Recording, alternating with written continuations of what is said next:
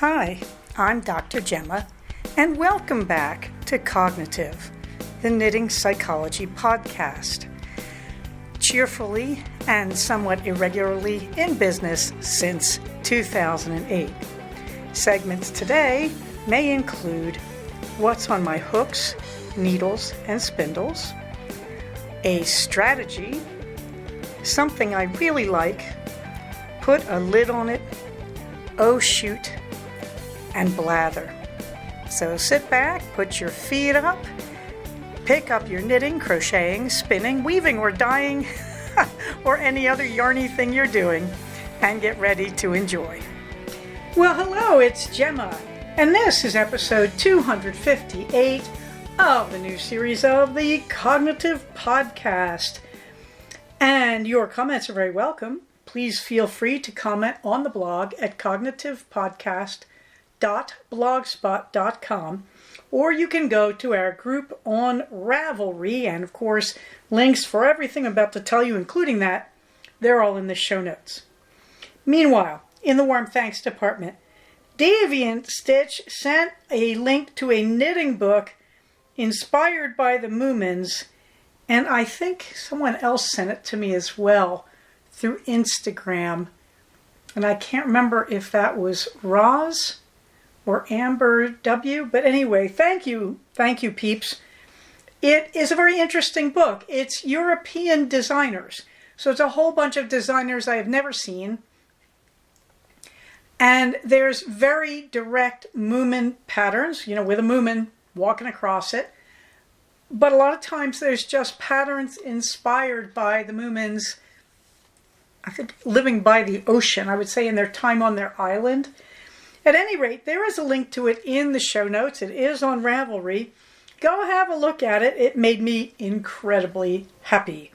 Meanwhile, Holly Daisy, thank you for offering to donate copies of my missing episodes from the new series. I think it's 40, 41, and 42. And I have not had a minute to turn my attention there, which is kind of wrong but real. And so I will try to figure out a way to get you hooked up with me so that we can transfer those. I'm trying to remember, somebody else gave me like almost the entire old series. And I think what she did was she loaded it to a service. Oh my gosh, I can't remember which one it was. Not Proton, but one of the free servers where you can just share links. And I went and picked up the links.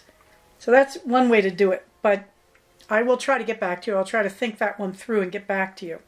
Meanwhile, I also want to thank my communities, most of all in this group, but also on Finch, on Reddit, and on the ground in the SCV and the AV. If you look at the show notes, you will see my two burbs in Sao Paulo. At the time I took that picture, I think one is in Dubrovnik right now, and the other is in the Serengeti. I am doing a thing in Finch where I send my birds to a place for 5 days. That's 10% of the total time they can spend there. And while they are there, I try to buy the travel poster that you can buy for their burb house.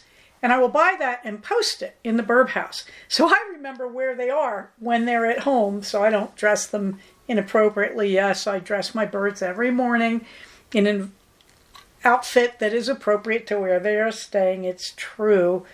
It's horrible consumerism, but it's only animated, so I enjoy it, and I don't have to pay for them, so that's all good. Anyway, there you can see the burbs together. They are both in their Halloween Candy Witch costumes, and apparently they're having just a great time in Sao Paulo. You got to admire that.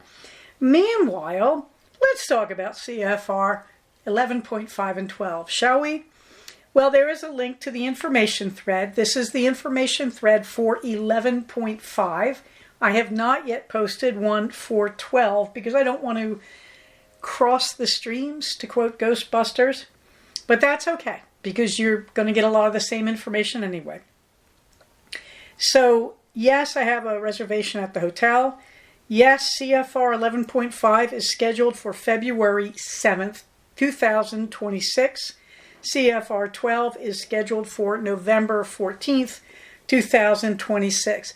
Yes, I plan to have classes at both of them. If somebody wants to teach a class, we will do classes, because I have to tell you, at our very intimate CFR 11, the classes were wonderful. I had no idea we were providing classes that good. So, yeah, if anybody wants to teach, I am there for that. Registration is $10, will be due.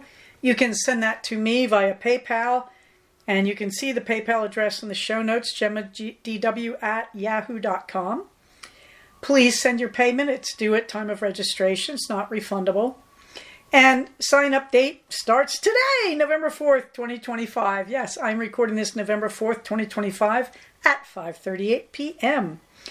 Meanwhile, you can still see the link for Loretta 1031's message about donating your leftover hypoallergenic yarns, so cottons and acrylics, for her crochet club for school kids. She is also taking hooks that are appropriate for size 4 worsted weight yarn, so a G hook and an H hook, an I hook and a J hook. That's as far as I would go. And that should work really, really nicely. I'm looking at a hook on my desk to see what I just said in metric. And, well, I'll be doggone. That's where my I hook went. Okay, so I'm going up to a 6.0 millimeter. I think that's a J in American. And I'm starting at a G, which I always forget. I want to say it's a 3.5.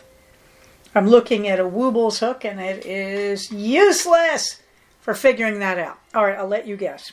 I also have a link to my own message about what you can find at the local Michael's crafting store if you want to do embroidery or sewing, particularly if we do any classes on that. And we also have the link for Drew Caitlin's wonderful list of blackwork resources. So there that all is. Okay, enough of that happiness. I really can't wait. I had no idea I could do this every 6 months and people would still be interested. Wow. So what's on my hooks and needles, you are wondering? Well, hooray, I finished the Fiery Scallops shawl. I cannot remember whose yarn this is. I've been guessing it's Dizzy Blonde's, actually. For a while I just could not place it, and I kept thinking abstract fibers. But I actually think this is a light sock weight from Dizzy Blonde's because of the hot colors that I always love to buy from her. And I also said this is not a lace weight, but I remember thinking when I bought it, it might as well be. It is a very light sock weight. And so I thought it was much, much better in a shawl. And if you look at that picture, you'll see how right I was. And then there's the Halloween cowl. All right, so I wandered across Jamie Lomax's book, and I talked about this last time, the Doodle Knit Directory. And of course, I went to town on it. I was not able to put this down last week. I bought the yarn. Now, it will be 2 weeks ago, this Saturday. And I sat down and started laying out the cards from the Autumn 3 Doodle deck. And I found what I wanted pretty fast. I wanted the black cats. And I wanted jack-o'-lanterns. And yet, I wanted falling leaves. And I did not want a black, orange, and white or black, orange, and cream cowl. I did not want it to scream Halloween. I wanted it instead to say, here are some themes of autumn, and one of them is Halloween. So, you know, I kind of made up the color matches as I went, and I did the black and white picture and all that, and I learned so much on this. My first color choices were not great. I thought the two colors looked so contrasting in daylight, I should have understood that's what that black and white rendering of all the yarns is. That you could see these were both my darker yarns. Not absolutely. The brown of the leaves I thought was darker than that charcoal gray. Not enough contrast. And when you look at the black and white image that I published last week, you can really see that. So I learned something really important. It's not a disastrous combination. If I had done that brown against black, yes, that would be lousy. But even so, I realized I have to get a sense of higher contrast to make this work. So anyway, I got down to doing basically one band of color work a day after I took a day to do the ribbing. And I forgot to change my needle sizes. So I did this all on size 5 needles. Except I think that last band of ribbing is on a size 4. However, it worked. You can see the unblocked version, so the cats don't have real visible tails. And you can hardly see the stalks, if at all, on the Halloween pumpkins at the top. But I loved this. I simply could not wait at the end of the day to get into my bedroom and sit under my knitting lamp in my crafting corner and work on this. It was so happy. It was so much fun. And I'd get to a new band and I'd say, how different can I make the colors? I want to point out the cream in it is actually a pale orange, like a faint orange blush. At Phoebe's Needleworks, Phoebe had that colorway in next to the orange shades. But as you can see, it looks cream, and I believe that the maker, Cascade, calls it a cream. I don't remember what they call it. I think they just call it cream. Anyway, I love it. I love that faint orange tone to it. And I just had a blast. And so that's really nice. And that led to me starting another sweater for train knitting, because I had nothing to knit on the train. I finished doing the Fiery Scallop shawl, which I was crocheting on the train. And on trains, I need something really boring. Just very easy to do, maybe basic increases here and there, and that's it. So I started a Strange Brew sweater. In the background, that sound you hear, I'm not in San Jose, but if I was, you would hear Jasmine Knitmore screaming.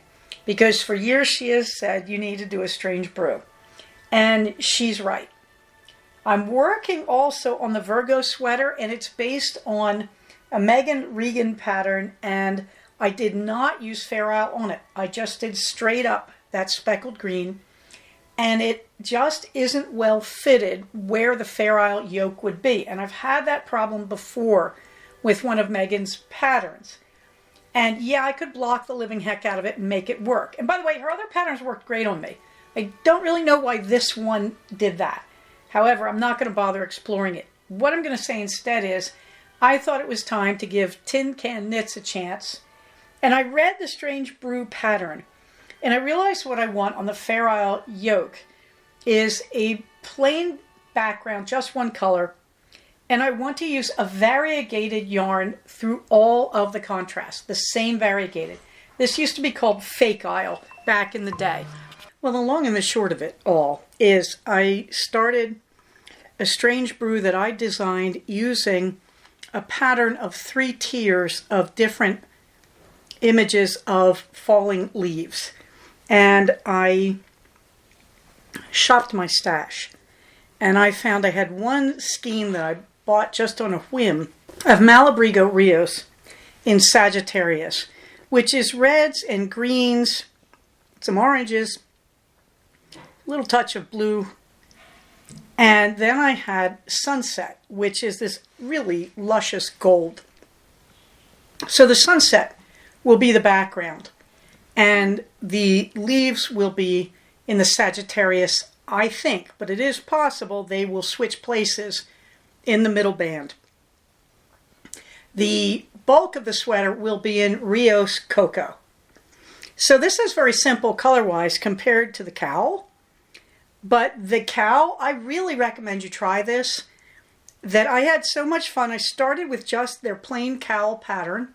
And I used the one from Doodle Knitting by Jamie Lomax. Now, a few things you should know. You can buy a lot of this stuff digitally, including the plain patterns, the backgrounds like the fingerless mitts and the mittens and the cowl and the infinity scarf and the hairband and the hat. You can pay her money for these, but you don't have to. The one thing, though, she does have a sweater in Doodle Knitting. It's on Ravelry.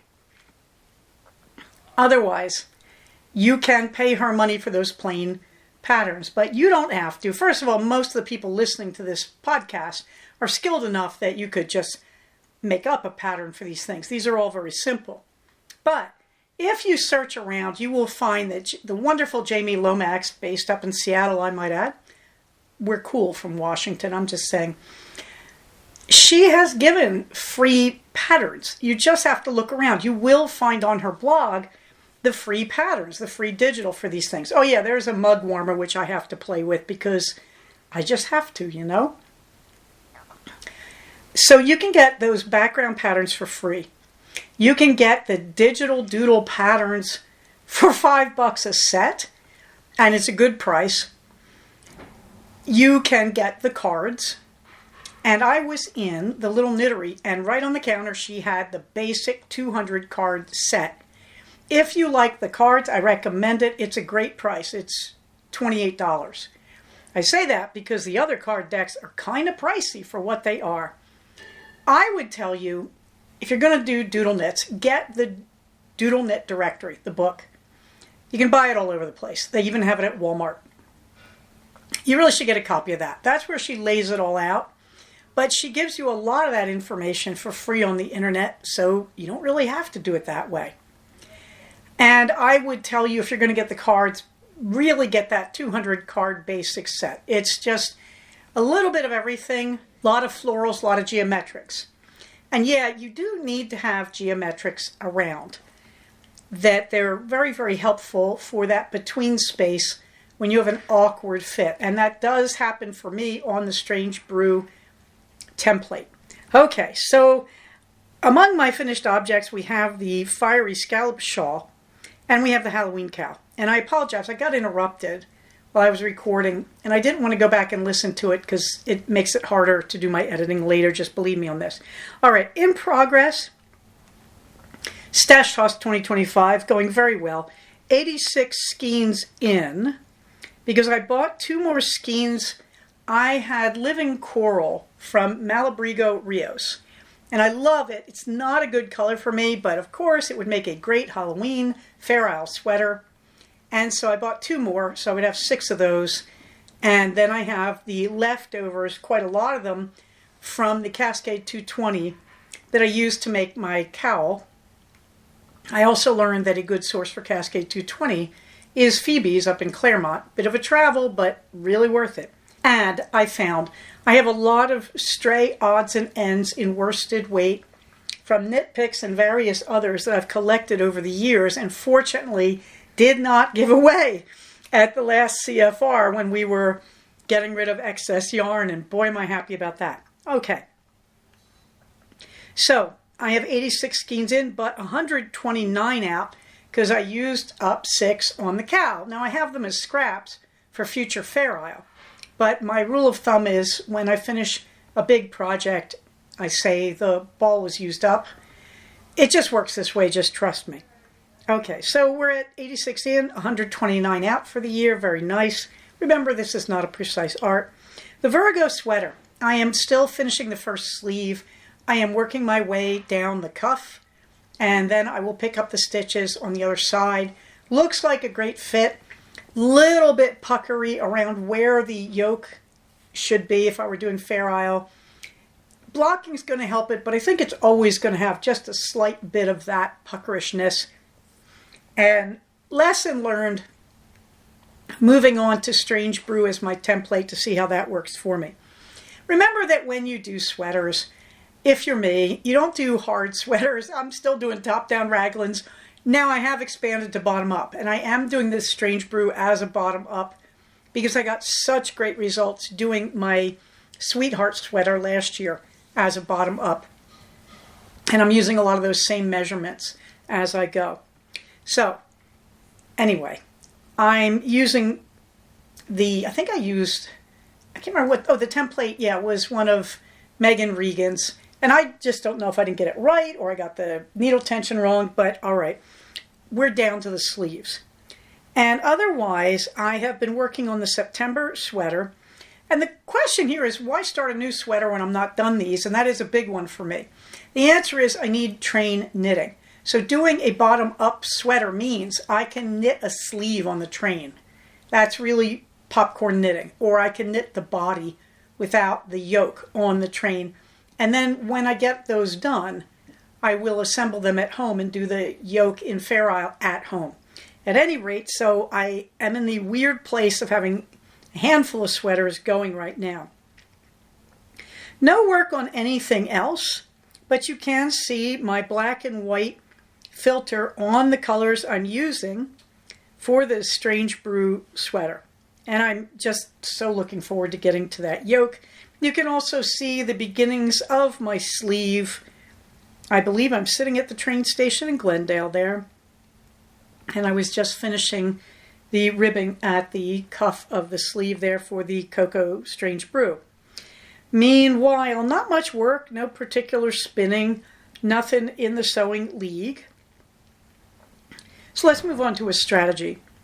Strategy, I saw somebody else mention this, and I thought this was such a wise thing to say, and that is, when you are relaxing, get it through your head, relaxation is not simply the absence of work. It is not sitting still. It is about constructive stimulation of your brain, and by that I mean as much of your brain as you can. What am I really saying? If you just come home every night from work and go to bed, and you say, I had 9 hours of sleep, why am I not relaxed?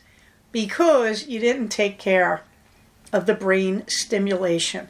Human brains don't just simply stop unless you're dead. Human brains need something to do, and that even goes for relaxing. This is why my patients who are addicted to video games are always tired. And they say, I don't get it, I play video games to relax. But they don't relax. Why? Because video games, no, I do not have a thing against video games. I play some myself. But they don't refresh the brain.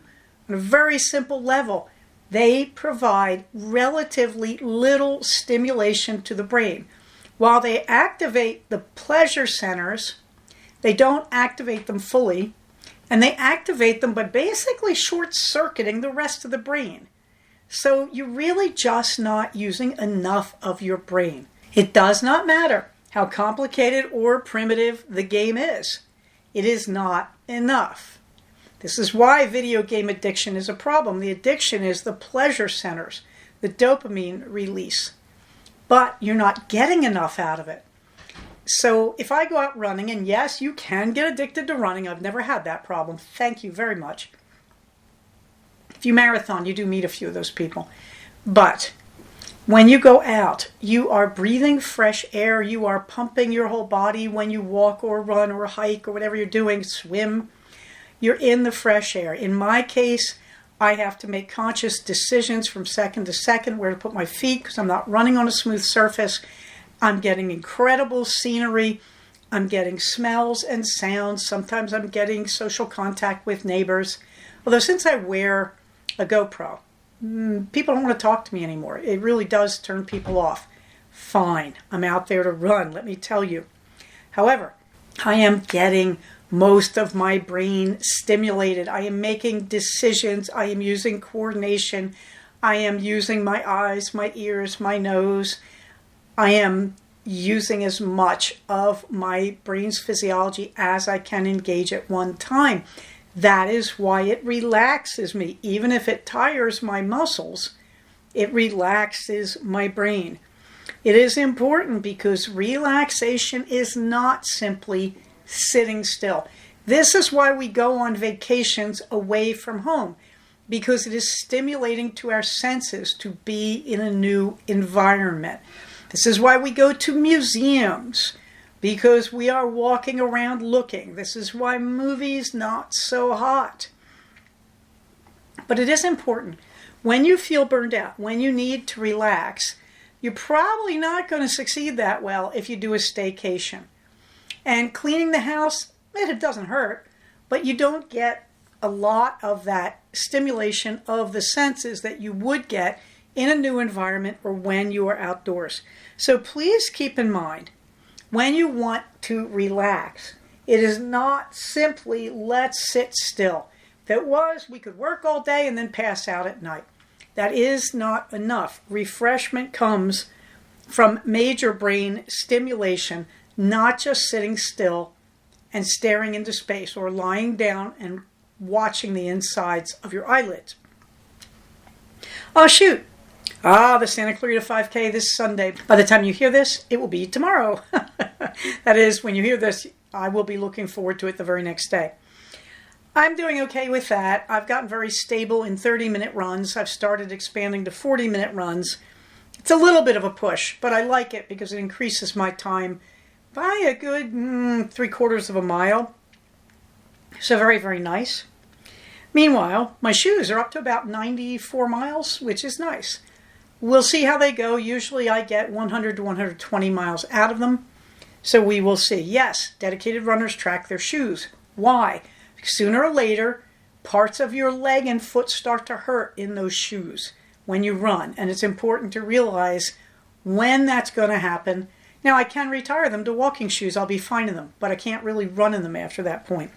But I can also donate my used running shoes to Soles for Souls or One World Running, links in the show notes. I can donate any race medals I'm tired of to We Finish Together, link in the show notes. After that, I am looking towards Thanksgiving vacation, which I think for me is the 27th through the 30th. And in the middle of that, I have this Santa Clarita Turkey Trot 5K. I also found the SCV Storm has a race that I ran last year with my son on Thanksgiving morning. It's pretty strenuous, so I'm debating if I want to do it. I may well want to, but I haven't paid for it yet. After that, we have a long dry spell till the Mardi Gras Madness on March 1st. But we shall keep running. Yes, we shall, my precious. Under the fluffy books, I finished the absolutely wonderful Starter Villain by John Scalzi, who wrote the wonderful Red Shirts. I don't like all of Scalzi's stuff. When he gets serious, I find it a bit of a drag. But when he writes sci-fi humor, he is the best. Meanwhile, I also finished Hemlock and Silver by T. Kingfisher. Could not put it down. It's a Snow White retelling, like all of Kingfisher's stuff. Very smart, beautifully crafted. Slow for the first 2 chapters, which sort of surprised me. But it's very hard to see where she's going with it. Really, really fun. I am listening to the rather tedious Witches in the Kitchen. So formulaic. I listen to books at night that are low action, boring, formulaic, with the exception of Jane Austen and T. Kingfisher. Okay, this one is almost too boring to sleep to. However, I've gotten up to about chapter 5, and it's starting to show a little more promise. It's trying to be uber cozy, and I don't know, but it's okay. I don't think I'd recommend it warmly. Something I really like, well, because I am doodle knitting, I bought graph paper, and I bought colored pencils. I got the graph paper from Amazon online because I couldn't find a place to get it. The colored pencils I got in Target for $7, 50 of them Crayola. Why? Because everything now is colored gel pens.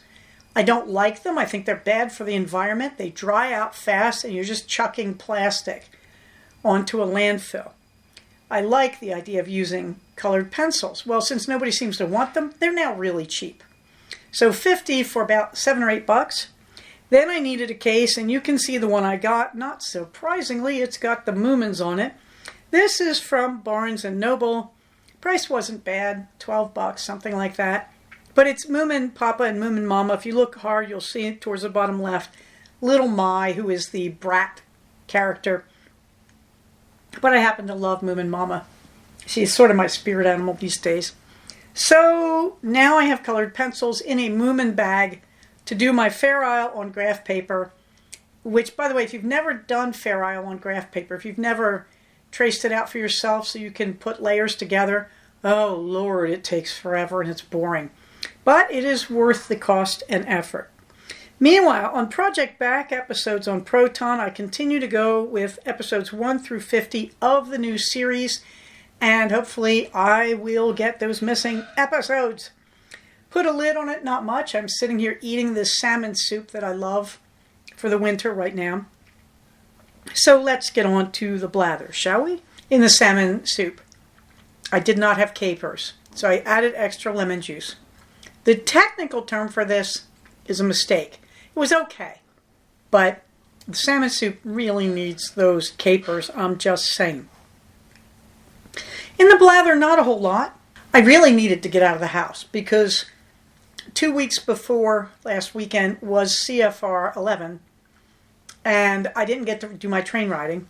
The weekend after, I was simply wiped out and had a lot of catching up to do. So this past weekend, I was going to get out of the house if it killed me. And I decided what I needed was to go to Los Feliz, which means going to the Little Knittery, going to my favorite gift shop, walking into Skylight Books, and then having sushi at Starfish Sushi. And I did that. And it was simply a peaceful, wonderful thing to do. In Little Knittery, I realized on the train down that I'd forgotten my knitting needles to start the sleeve of the Cocoa Strange Brew sweater. So that was easy. I bought some good addies from them. And I also bought the basic Doodle Knit deck. And I'm really going to stop spending money on doodle knitting now, unless I'm buying yarn. But boy, I love playing with those cards at night. I just love it. I had to do this, by the way, because the trains for the Antelope Valley line are down next weekend. So I'm going to live a life of quiet frustration, I think. Meanwhile, on Sunday, I worked on developing my color work, including the Cocoa Strange Brew sweater, the Fair Isle yoke colors, and yarn tossing to find it. I also went back to Glendale, and I went to the Galleria, as you can probably tell, because I ended up buying a Moomin's thing from Barnes & Noble, which is right outside the Galleria. And I had a lovely lunch at Cheesecake Factory. I had their Cobb salad, and a funny thing happened. I learned what you get when you go on a low-carb diet for many years. Someone told me years ago this would happen. It never happened to me. I always felt vaguely cheated, but here's what happened. So I get this beautiful lunch-sized, still huge, Cobb salad. And I asked for blue cheese dressing, not their vinaigrette, on the side. Vinaigrette almost always has sugar in it. Blue cheese almost never does. So they brought me a lovely sauce boat full of this dressing. But it didn't come right away, and so I started eating the salad without dressing. What did I find? The taste of the lettuce was divine. It was several different types of lettuce. At the base, I know there was butter lettuce and iceberg. It was so blooming sweet. I couldn't believe it. It tastes like someone put sugar on the lettuce. It was so delicious and tender. So you know what happened? I never used the blue cheese. I just sat there and ate the entire thing with no dressing. And I just really enjoyed mixing the little pieces of bacon or chicken or whatever in with it, the tomatoes. But I have to tell you, your palate's going to change if you go hardcore low carb. And people really complain about how hard it is to do that. I never found it hard, but I missed a lot of foods. Well, I've finally seen it through to the other side where when you're not eating a lot of sugary carbs, vegetable carbs become highly sweet and flavorful for you. So anyway, that was a wonderful day. And I had a good time riding the train. And so this weekend, heaven only knows what I will do. Well, Saturday I will go pick up our race packets. My son's running it with me. Sunday I will run the race and we will go to Eggs and Things for brunch. So I really don't expect to get down into the city in any significant way. Maybe after I get the race packets, I will drive down to the Altered Stitch on Balboa because I haven't seen it in a while since it reopened with the new owners. I would really like to see what Altered Stitch has. It is my LYS, even though it's quite distant from me. But I would really like to see what they have in the way of workhorse size 4 worsted weight yarns, both for my knitting and my crocheting. Meanwhile, you can see, of course, the information on the LGBTQIA plus lifelines. Because, kids, remember, we don't harm people who are different than we are. That's pretty much basic humanity, although I'd also like to think it's hardcore Christianity. We don't have to agree with other people's life choices. We can be adults and say, live and let live. You can also see the community resources with links to things I've used for years, knitting and crocheting patterns, my favorite things that I buy for my knitting, accessories, whatnot, skills and techniques, links. I really have to get rid of my link tree. You can see information on ICE, that is how to avoid it, including how to get help to go to court for immigration online so that the ICE people don't get to arrest you in the hallway before you can even try. In the meantime, you can see the calendar for events in the Santa Clarita Valley, the crafty events. And you can see my upcoming overall calendar. As I've said, we're heading towards Thanksgiving vacation. And also after that, I'm heading towards the Evolution of Psychotherapy conference. They used to have a race down there, a jingle jog that weekend, but I don't think I'd be able to make it. I don't plan to have my car with me. Anyway, that will also tell you the dates of CFR 11.5 and 12. And I will see you at 11.5, kids. Don't forget to sign up. Minerva gets the last word. Minerva says, so what have the dog people been up to? Well, the dog people have decided that we are their drive-in movie theater. So you can see the two of them. The first picture is kind of weird looking of Queenie. She's squinting. But you can see Captain looking in. And then in the second picture, you can see Queenie looking through the window we keep open for them during the day when the heat and AC are off. And you can also see Queenie on the other side behind the crates. She goes back there so she can stare outside. People have been asking me, what about the doggos? You don't talk much about them. They're happy. They're not running dogs. They're both too heavily coated to be running dogs. But they're living peaceful lives. They are sisters and buddies. So they're living peaceful lives together in our backyard. It's really nice on a farm this size, a 5-acre farm, to have big dogs, to be completely honest. Also, by the way, you will see a very accurate meme to remind you that tomorrow, as you listen to this, tomorrow is National Stay in Bed Crocheting Day. And of course, as it says, I just made it up, but tell the others. You never know what might catch on. Because remember, we can make declarations like that, because if you're listening to this podcast, and if you love Minerva and the doggies and all that, you are one of the cognitive community. And remember, when we support our communities, we are supporting the individuals. The community's health is the health of the individual. Having said that, everybody stay safe, take care of each other, and I will talk to you soon. Bye-bye. So we have come to the end of another episode of Cognitive. Please do not use this podcast to diagnose yourself. If you think you are having a mental health problem, please contact a licensed mental health professional.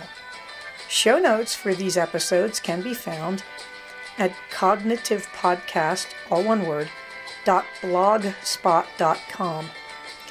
Episodes can be found at iTunes under the name Cognitive Podcast, but also can be found posted next to the show notes on the Blogspot page. Thank you so much for listening. Everybody, stay safe, take care of each other, and I'll talk to you soon. Bye-bye.